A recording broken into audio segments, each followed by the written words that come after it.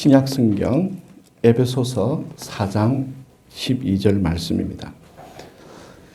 신약성경 에베소서 4장 12절 한 절 말씀 우리 함께 읽겠습니다. 제가 가지고 있는 성경은 신약성경 313페이지 에베소서 4장 12절 한 절 같이 읽겠습니다.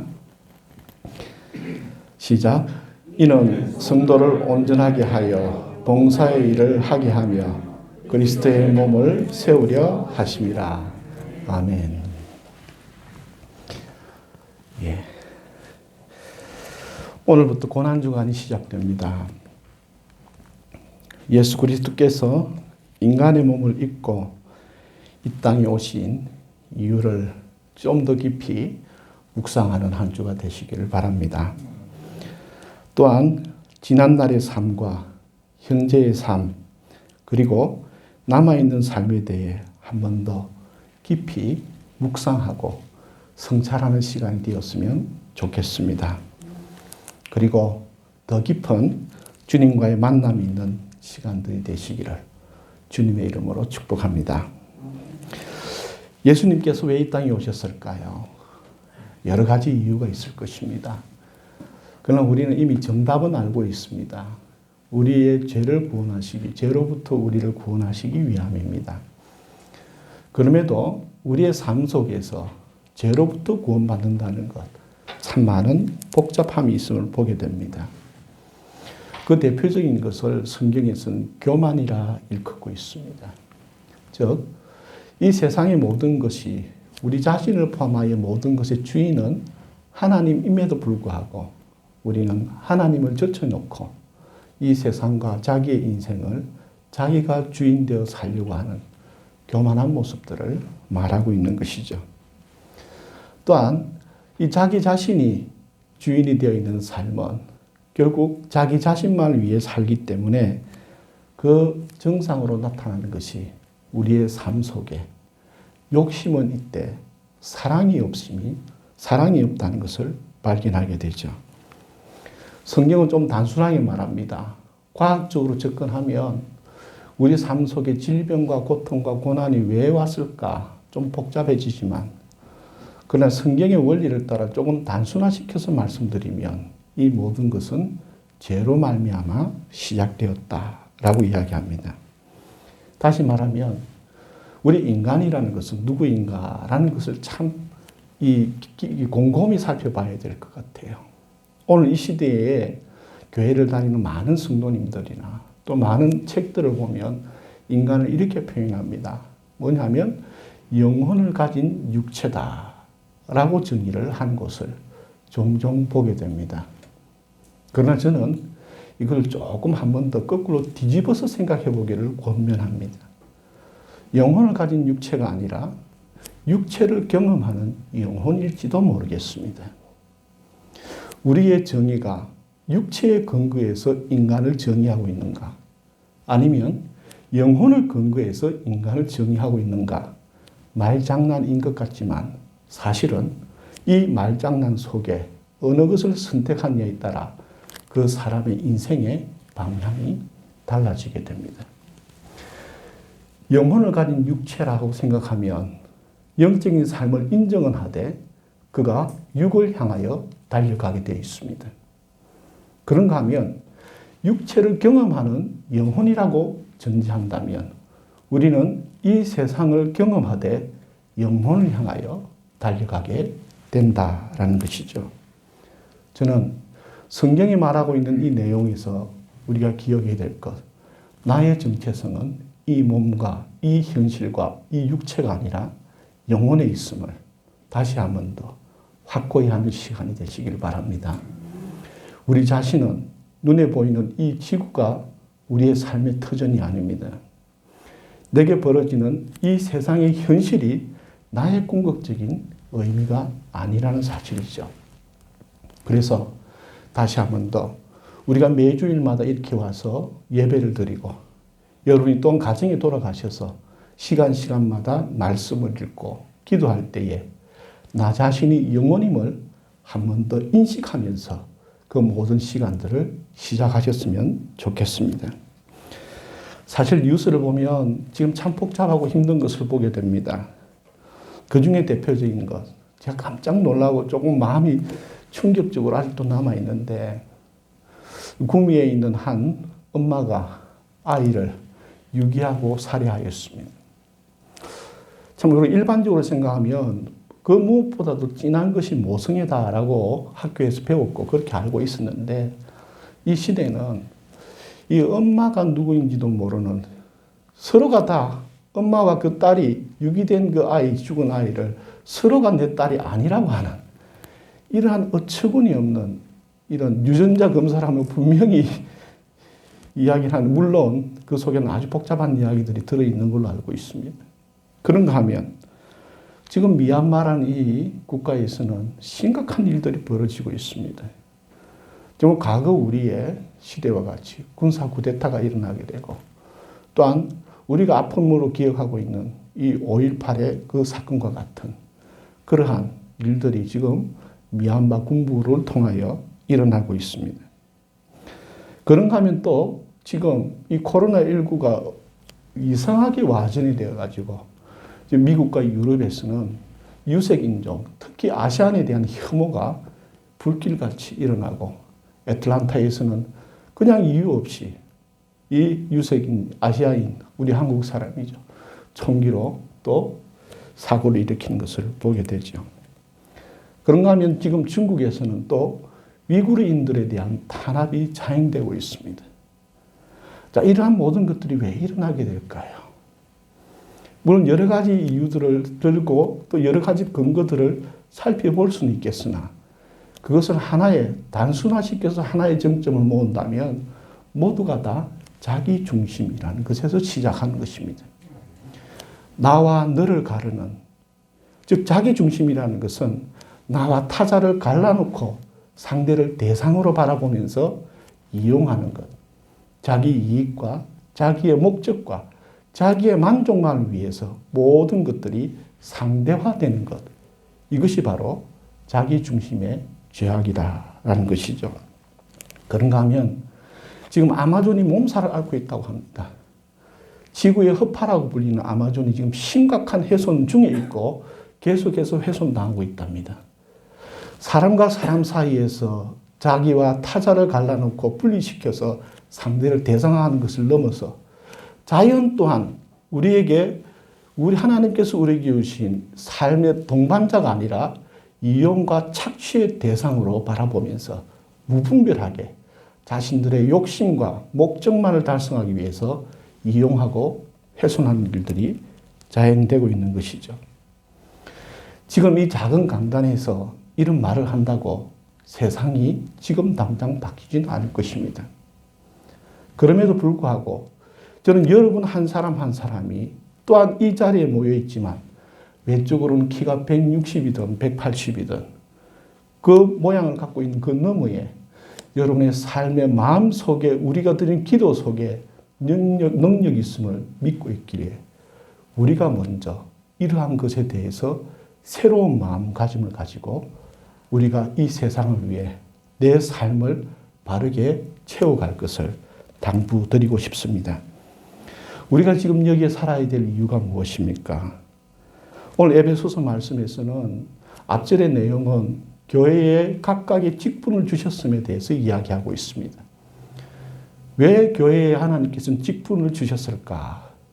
그리고 그 이전에는 직분을 주시기 전에 무엇을 주셨느냐? 예수 그리스도로 말미암아 우리에게 성령을 주셨다라고 말씀합니다. 왜 아버지 하나님께서는 독생자 예수를 우리에게 보내주셨고 예수 그리스도께서는 왜 우리에게 모든 제사장의 특정 그룹이 아닌 모든 만민에게 성령을 주셨을까? 그 이유는 다른 데 있지 않습니다. 바로 이 땅 위에서 하나님의 뜻, 아버지의 뜻을 이루게 하기 위해서입니다. 그러면 하나님은 왜 독생자를 보내주셨고 예수님은 이 세상에 오셔서 무엇을 하셨을까? 그렇게 복잡하지 않습니다. 단순합니다. 하나님은 이 지구에 살아가는 이 지구의 신음소리에 귀를 기울이시고 독생자를 보내주셨습니다. 예수 그리스도께서는 이 땅에 오셔서 그 땅 위에 이스라엘 민족 가운데 고통당하고 핍박당하고 소외당하고 억압받는 자들의 귀를 기울이시고 그들의 신음소리와 그들의 질병의 고통소리를 들으시고 주님의 사랑을 증거하시고 보여주셨다라는 것입니다. 그러므로 이 시대에 우리가 주님 같은 대단한 능력은 없지만 그러나 주님이 우리와 함께 하시고 우리가 또한 주님의 그 가르침을 쫓고 주님의 뒤를 이어간다는 이 교회와 성도된 자로서 우리가 마음을 들이고 귀를 기울여야 할 것은 바로 이 세상에서 쏟아져 나오고 뿜어내고 있는 신음소리에 귀를 기울여야 한다는 것이죠. 즉 도움을 필요로 하는 곳에 도움의 손길을 내미는 삶이 바로 우리가 지금 여기에 존재하고 살아야 할 이유 중에 하나라는 것입니다. 하나님의 나라를 실현시킨다는 것은 지금 여기에서 예수 그리스도의 사랑을 실현해내는 것이 바로 하나님의 나라를 세우는 것인 것이죠. 먼저 우리의 생각이 바뀌었으면 좋겠습니다. 여러분 생각을 바꾸십시오. 먹고 살기 힘들다라는 생각을 내려놓으십시오. 세상은 험악한 세상이다라는 생각도 내려놓으십시오.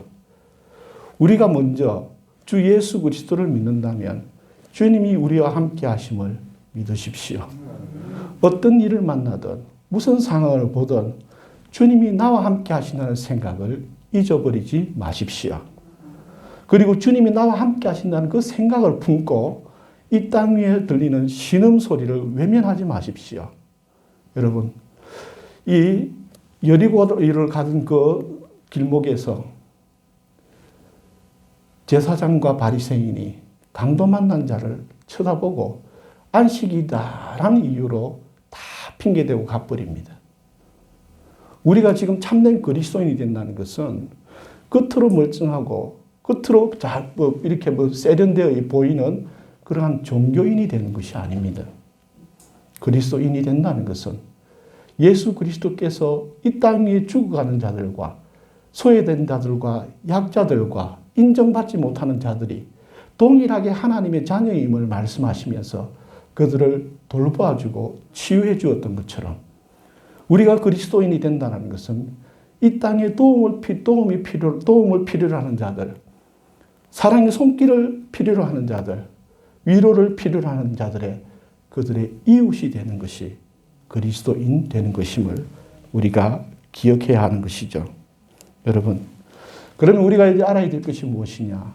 우리가 이 땅에 살면서 두 가지를 경계해야 됩니다. 마음속에 두 가지를 경계해야 되는데 그것이 뭐냐? 첫 번째는 두려움입니다. 두려워하지 마십시오. 내가 이것을 할 능력이 되냐? 이런 일들이 벌어지면 어떡할까?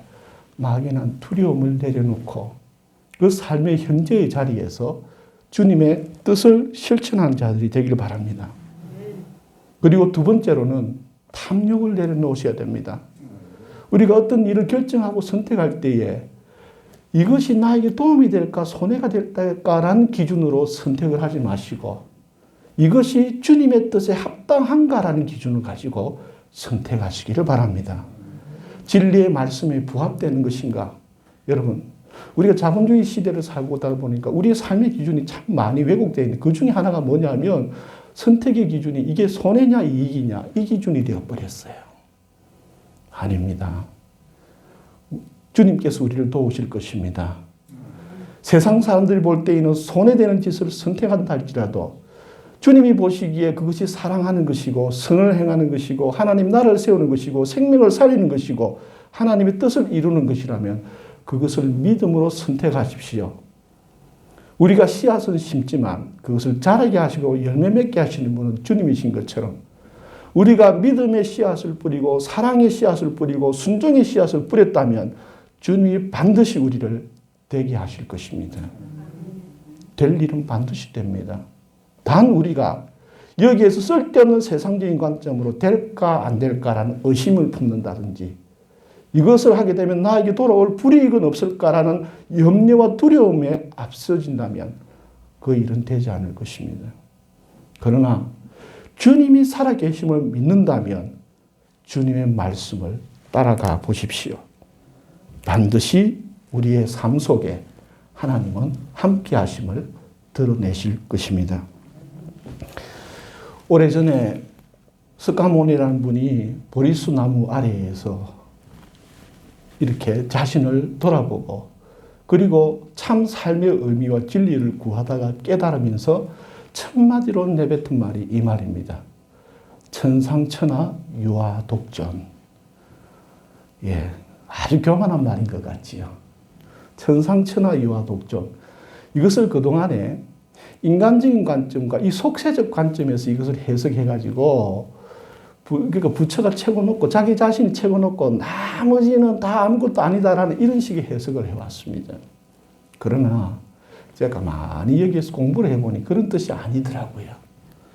천상천하, 즉 하늘 위와 하늘 아래 모든 것에 딱 나 하나밖에 없다라는 말은 무엇인가 하면 앞서 말씀드린 것처럼 사실은 우리가 하나님 아버지로부터 모두가 다 창조되어지고 피조된 존재로서 너와 나가 구별이 없다라는 겁니다.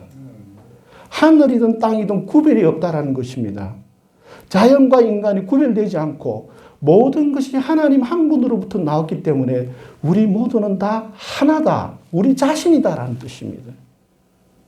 여러분, 예수님께서 오신 이유도 하나님이 우리 인간을 비천하게 보시고 쓸모없는 존재로 보셨다면 자기의 독생자를 보내실 이유가 없습니다. 그러나 이 세상에서 어리석고 모자라고 또 잘못된 선택을 하고 어설픈 삶을 살고 있는 이 인간도 자기 자신으로부터 나온 자기 자신이라는 것을 알고 계셨기에 어찌하셨든 자기의 독생자까지 보내셔서 우리를 구원하시고 하나님 아버지 자신과 하나 되기를 바라셨던 것입니다. 오늘 우리가 기억해야 합니다. 여러분, 내 앞에 보이는 그 누구가 나와 너가 아니고 사실은 하나님 안에서 하나 된 존재임을 기억하십시오. 그러므로 너의 것을 빼앗아서 내가 이익을 취한다는 게 아니라 각자에게 필요한 하나님의 은혜가 있음을 기억하면서 내게 있는 것이라 할지라도 이것이 너에게 더 필요한 것이라면 내 것을 기꺼이 나누어 줄 수 있는 하나됨의 정신이 회복되어져야 할 것입니다. 우리 모두는 하나입니다. 하나님 안에서 하나입니다. 높고 낮음이 없습니다. 여러분, 더 낮고 모자람이 없습니다. 우리 모두는 하나입니다.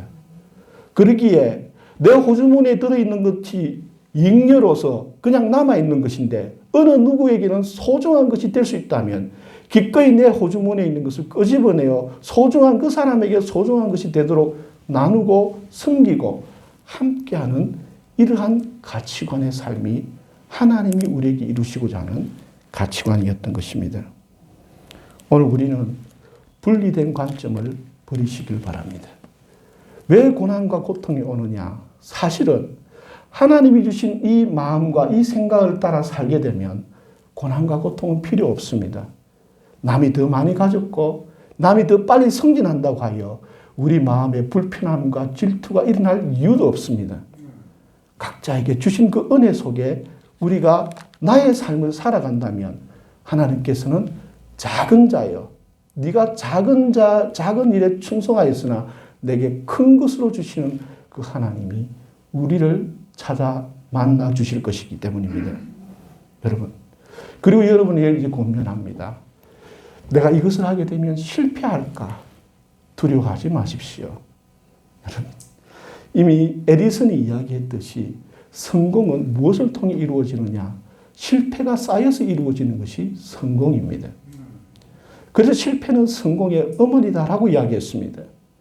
지금 당장 내가 이 복음을 전한다고 하여 그 사람에게 받아들여질까? 거절당할까? 거절당하는 것을 두려워하지 마십시오. 내가 이것을 선을 베풀었을 때에 악으로 돌아오지 않을까? 염려하지 마십시오. 이 모든 것들이 어느 정도 적정 수준 쌓이고 나면 뿌린 대로 거두게 될 것입니다. 그러나 중간에 우리가 기레짐작 실패가 두려워서 시작하지도 않고 중간에 몇 번 해보다가 안 되니까 그냥 중간에 자기가 포기해버리는 이런 어리석음을 반복하지 않길 바랍니다. 하나님은 살아계십니다. 그리고 하나님의 진리는 콩 심은 데 콩 나고 팥 심은 데 팥 나듯이 우리가 믿음으로 하나님의 진리의 말씀을 심어 놓으면 거기에 반드시 진리의 열매가 맺힌다는 것을 의심하지 마십시오. 실패할 것을 두려워하지 마십시오. 그 모든 것들, 그럼에도 불구하고 우리가 주님의 가르침을 따라 믿음으로 살아낸다면 그 속에 하나님의 살아계신 열매가 주어지게 될 것입니다. 여러분, 가장 두려운 것은 두려워서 아무것도 안 하는 것이 가장 두려운 일입니다. 실패를 두려워하지 마시고 믿음으로 지금 오늘 한 그루의 사과나무를 심으시길 바랍니다. 박노해 시인은 이렇게 이야기했습니다. 이런 시를 지었습니다. 아직과 이미 사이라는 시입니다.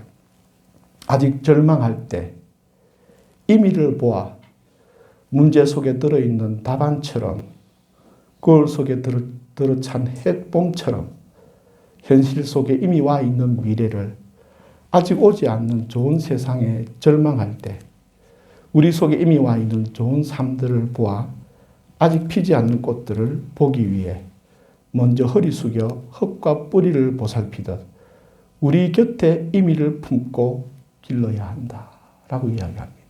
즉 다시 말하면 씨를 뿌릴 때에는 아직 열매가 없습니다.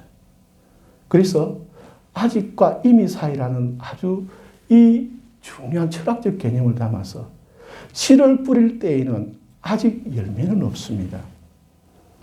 그러나 이 사이를 믿음으로 채워간다면 그 사이가 채워지고 나면 열매가 맺히게 됩니다. 하나님은 우리를 사랑하십니다. 세상에서 무엇을 얻기보다 주님이 주시는 진리를 믿으시길 바랍니다. 주님의 가르침을 한번 따라 보십시오.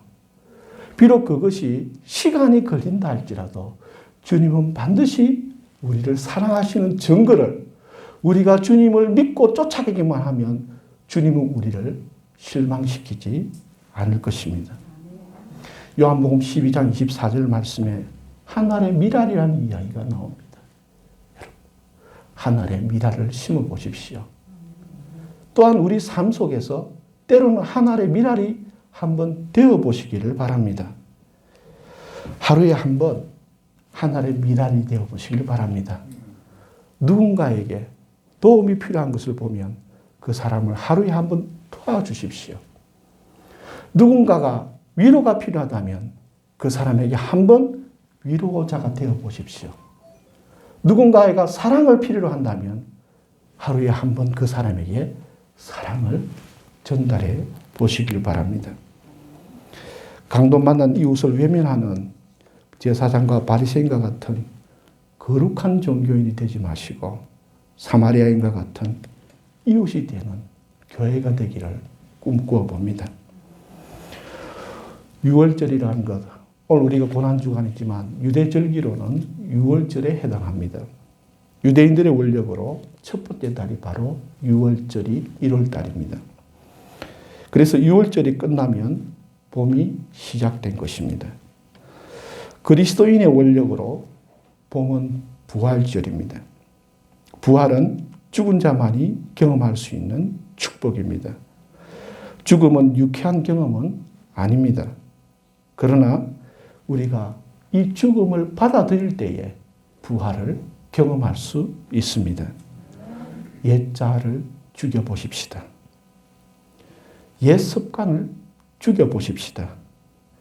옛 고집들을 십자가에 못 박아 보십시다. 지금 바깥에 벚꽃이 만발하게 핀 봄이 왔습니다. 이제 우리는 이 바깥에 온 봄을 바라보면서 말씀과 기도로 싸늘하고 딱딱한 우리의 마음을 녹이고 마음의 봄을 맞이할 때가 되었습니다. 그리고 섬김과 선한 행실로 또한 우리 삶 속에 주님이 주신 진리와 사랑을 체험을 통해 새로운 부활의 봄을 준비해야 할 것입니다. 예수님께서 이 땅에 오신 이유, 그리스도의 몸을 세우기 위함입니다. 예수님께서 이 땅에 인간으로 사신 이유, 그리스도의 몸을 세우기 위함입니다. 예수님께서 십자가에서 죽으신 이유, 그리스도의 몸을 세우기 위함입니다. 예수님께서 부활하신 이유, 그리스도의 몸을 세우기 위함입니다. 주님께서 우리에게 복음과 성령을 주신 이유, 그리스도의 몸을 세우기 위함입니다. 우리에게 각각의 직분과 은사를 주신 이유, 그리스도의 몸을 세우기 위함입니다. 다른 것을 세우려 하지 마십시오. 그리스도의 몸을 세우는 자가 되십시오. 그리스도의 몸을 세우는 삶을 사십시오. 기도드리겠습니다.